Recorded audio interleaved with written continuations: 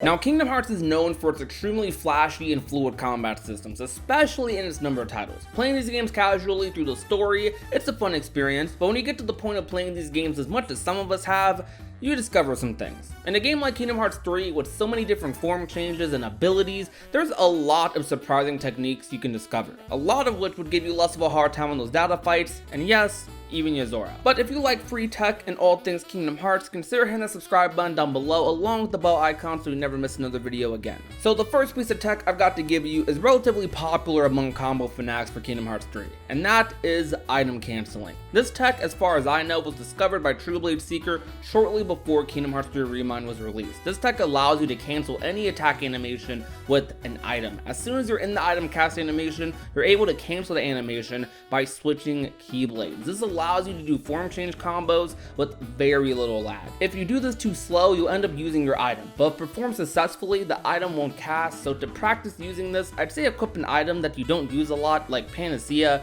and mess around with it. The only drawback I'd say, and even this is subjective, is that it cancels any combo progression, meaning when you perform the item cancel, it resets your combo. Though this works great for many form change setups, so I recommend experimenting around with it and seeing what you can get. But this next piece of tech is something actually game-changing and semi-broken for a lot of fights in Kingdom Hearts 3. I'm talking about the fire loops. Now, these fire loops exist in Kingdom Hearts 3 Final Mix with Final Form, but in Kingdom Hearts 3, it's possible with any Aoe magic. So really, you can do this with more than just fire, but fire does the most damage. Revenge value, or RV, is a hidden bar in some Kingdom Hearts games that determines when an opponent is going to break out of your attacks and counter. Some enemies you can do 2 full combos and they'll break out, some enemies 1 or a little more, or even a little less. If you notice these things while trying to beat fights, know it's because of enemies' revenge value, or RV. So with this in mind, know that Aoe Magic adds very little revenge value to a lot of humanoid bosses. So you can completely loop enemies and destroy health bars doing this. Now there is a slight bit of nuance to performing these RV loops in the most optimal fashion. Equip an item that restores your MP like an ether, high ether, elixir, and make sure to equip a lot of them, like everything. Like, fill out all the slots, as many as you can. Whenever you're low on MP, essentially, just cast one of those items. You can equip abilities like MP Safety, or items like the Rune Ring, which has extra cast to help you out a little bit, to help out with the timing. Generally speaking, you can cast an Ether whenever during your loop. Just make sure not to do this after your finisher, as the delay between your item will cause some bosses to break out. Just to clarify, after your Grand Magic finisher is fine. Things like Faraza, Blizzaza, etc. Situation commands, basically. Though after your combo finisher is not a good time to do so. Form changes on the Crystal Snow Keyblade and Agile Claws provide the most damage for this. Once you get the feel for this, you'll enjoy seeing how quickly it can shred some bosses' health bars. Speaking of mechanics that destroy bosses' health bars, we all know about Counter Shield's counter. It does massive damage when you have 2 stacks of the guard, and stacking this on top of a perfectly timed critical counter, just lots of damage, which is the counter with the red guard for my beginner mode demons. Well, there's tech to actually get even more damage out of this counter. At any point during the animation for Wrathful Flurry, if you cancel into another form change, it stores the charge for the counter shield attack, including if you got the critical counter stack. This can lead to some massive damage, and it honestly is one of the coolest exploits in the game, because counter shield is one of the sickest forms, and this actually requires quite a bit of setup, mainly because you need to build multiple form changes while also guarding for the counter shield. I wouldn't say it's too difficult because of the ability to store form changes when you switch keyblades, but it is a decent bit of setup and a decent bit of work. Now, this is something really small and kind of weird, but maybe useful. You might have done this accidentally a few times while trying to air dodge, but you can actually dodge roll in the air. It's the same animation as the grounded dodge roll as well, so it's a little weird that this is in the game. All you have to do is perform an air dodge and then slightly tilt your left analog stick forward and press the dodge button.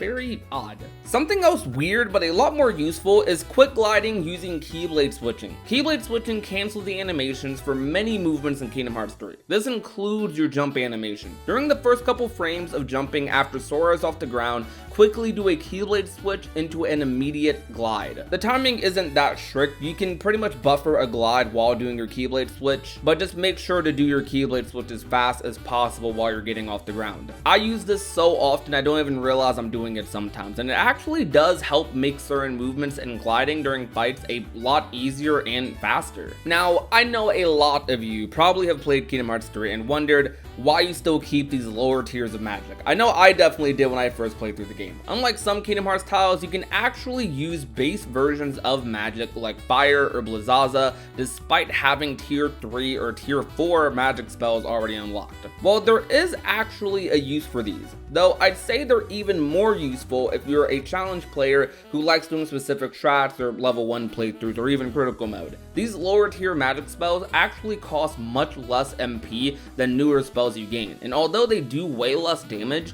they are an amazing way of building your form changes and situation commands without completely wasting all your MP and items, if you wanted to save them for other situations perhaps. This is honestly really useful. Now this last piece of tech is something very cool, but extremely hard to pull off. It's also just not known about, so it's very niche. I'm talking about Magic Galvanizer. It's an ability in the game that increases the damage of grand magic based on the length of your combo. The first time I saw this ability utilized to its full potential was in Genji's Yozora Death combo, where they used double form's many multi-hits to perform massive damage on the boss at the end of the combo with the built-up grand magic finishers. Magic Galvanizer seems to be best used with Magic Launcher, as this Keyblade has it stacked onto it and does insane damage on its finisher. This also requires a bit of setup as well, but is very rewarding if you get it right. Some people do this with the overtime food buff, which is a buff that basically makes it so that anytime you get a new situation command, it makes the previous one take even longer to go away. Essentially, you get infinite situation commands, until they're used of course. This game has a lot of abilities.